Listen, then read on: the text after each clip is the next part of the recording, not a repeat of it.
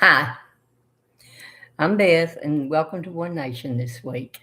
This week, I want to talk about term limits for Supreme Court justices. I don't know why I have such a bad glare there, but anyway, um, I don't, um, I don't understand why Supreme Court justices are once they get in, they're in for life. Because to be honest, I'm only 64, and that's going to sound like to a lot of you, but just imagine being 80 or 90 something and still being able to make decisions that affect this country. I mean, I don't think I'm going to be able to make decisions when I get to be that age, and I really think that there should be term limits for them because, well, as I said, I just think it's they're a little bit too old to be, making those kind of decisions when they get in their 80s and 90s. And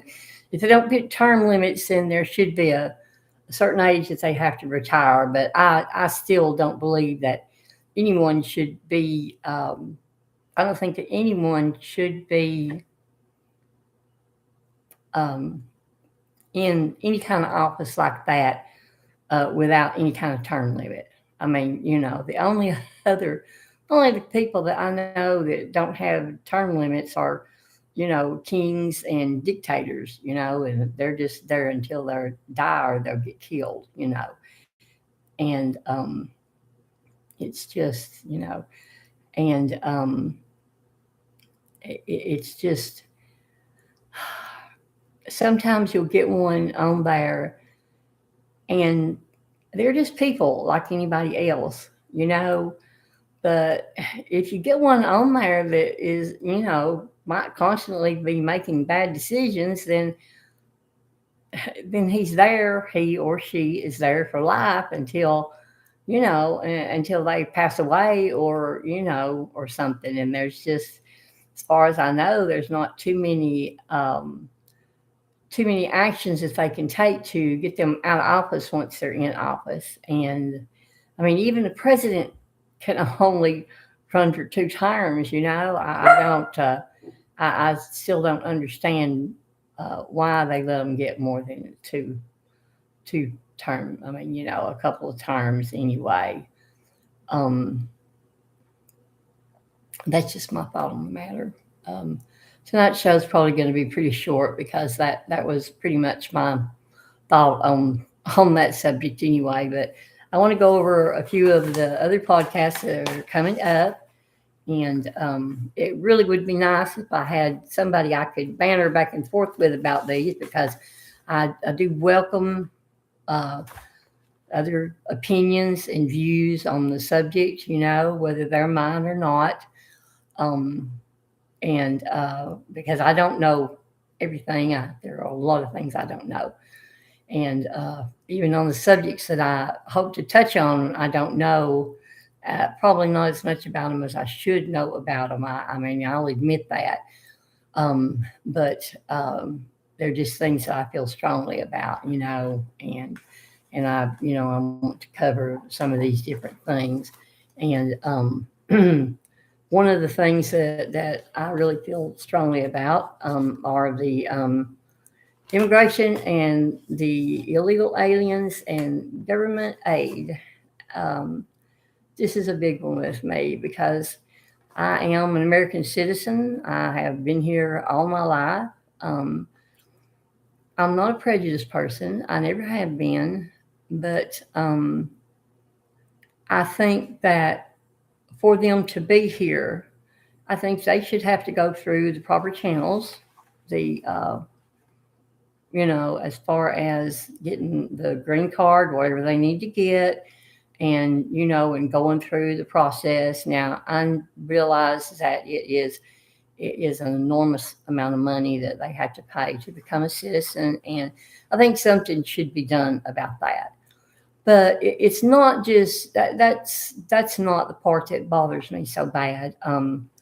One of the things I've heard recently is about I believe it was a group of Somalis, that opened daycare centers up north somewhere. I'm not really sure where it was, but up north somewhere.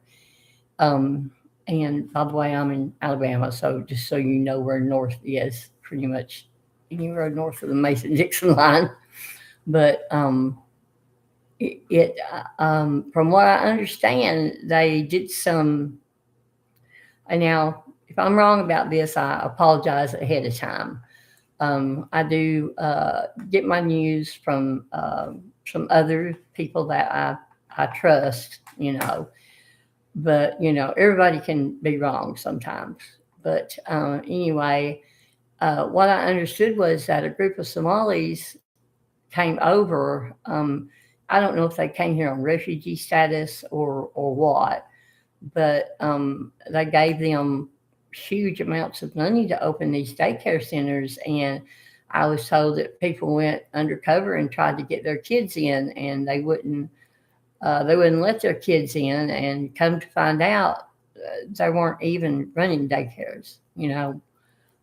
That's some of the things I want to talk about when it comes to the immigrants and things like that. Um, this is a big subject. I do want to touch on illegal drugs sometime also. It is it is a subject that has probably touched many families. I don't know how many people there are out there that don't know at least one person that's been addicted to illegal drugs. And it's a big problem that plagues our nation. And we've got to figure out a way to at least cut it down somehow. There are people out there I know every day fighting fighting to get these drugs off the streets. And I don't want to say they're fighting a losing battle, because I don't think anything like that is lost. I believe that uh, eventually it could be won. And I'm not sure how. I have a few ideas, but we'll save that for the actual podcast. Um, Healthcare in the United States is another thing I want to talk about. Not just the cost of healthcare, but the availability of healthcare, and the ways that people can get it. And it's just not easily gotten. Um, and sometimes it costs so much for a family to have health insurance that it cuts into their groceries, or well, it has to cut into their groceries, because you have to have a place to live. I mean, I know there are homeless people and they don't have a place to live, and it's probably because of things that happened in their life before they became homeless that ended up being that way. But it's another big problem, I think, that faces the United States. And along with that are the pharmaceutical companies, the drug companies. They run this country. I mean, when you have something wrong with you, or you get to the age where things are not working right anymore, and you have to go to the doctor and you have to start taking medicine, then they pretty much have you, and it's just it's an expense that I think could be leveled out a little bit.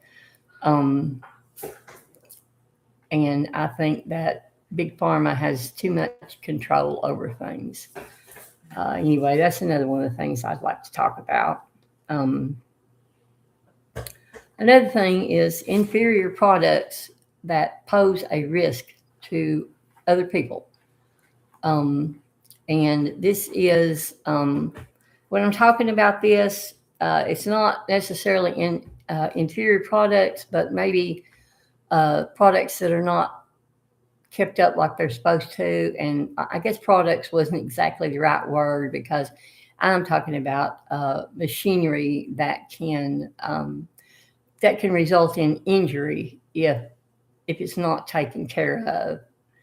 Some of this comes from the fact that, it wasn't but a few years ago we were having a lot of accidents on rides. Like someone got killed on a ride at Disney, not necessarily on the ride. I don't think he was on the ride at the time, but it was around the ride, should I say, and it was because of the ride that he got killed anyway. I've heard of two or three other instances where things happened like that. And I'm just saying that I think there are probably laws in place about taking care of things like that and keeping a check on it. And if there aren't laws, then there should be laws, because the accidents that are happening shouldn't be happening if the upkeep. Now, I know there are accidents. I know there are things that happen, and sometimes machinery, especially something like that, is going to it's going to break down, and you're not. It's something that you couldn't prevent. But it's just a few other things that I wanted to touch on about that anyway. And by the way, I'm telling you all this so that you guys can be ready and have questions for me, because I would like to field some questions. Another thing, this is a big one, and this is something that's been going on for years, and nobody's been able to fix it. But they say we're going to run out of Social Security money, and I can't see how that's happening. I know that baby boomers are retiring and drawing their Social Security. Me, I'm a prime example. But the thing is that what about the population now? I mean, there are a lot more people now than there were during the baby boom. So there should be more people working, just putting money into the system.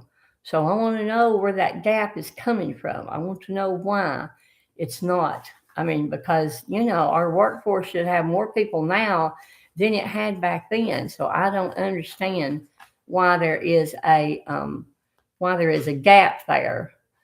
But anyway, that's just one of the other things I wanted to touch on. And another thing is price gouging. I mean, come on. I mean, the deal with COVID and everything, the prices just skyrocketed, and you can't tell me that the price to make some things, produce things, whatever, costs. Well, I'm going to look it up before I do my podcast on it, but I just want to see how much inflation has gone up since then, and it's ridiculous. It just really is ridiculous how much it's gone up, and I would like to talk about that, because I think something should be done about it. I know that people have to raise their prices. I know that expenses go up, things change, wages go up. You have to raise your prices to cover for that, and things like that. But I don't think that some of the prices that they're charging right now are warranted, should I say. Anyway, I'm going to wrap it up for tonight. That's all I have for tonight. And I think I've come up with about everything. I welcome your insights. I welcome if you have a request of a topic that you would like for me to talk about, please contact me. I believe that I've got some contact info in there somewhere. I'm also on Facebook, and I am working on a website, onenation.blog, that you can go to and be able to read my podcasts a day or two after I post them live on here. And it'll have some other things in addition to some links to other websites that I hope will some links to info as such as laws and things, some of the things that I want to talk about on my podcast, and also some links to things that might help you, you know. So anyway, that's all for this week. Thank you very much for tuning in, as they say. And until next time, this is Beth. God bless.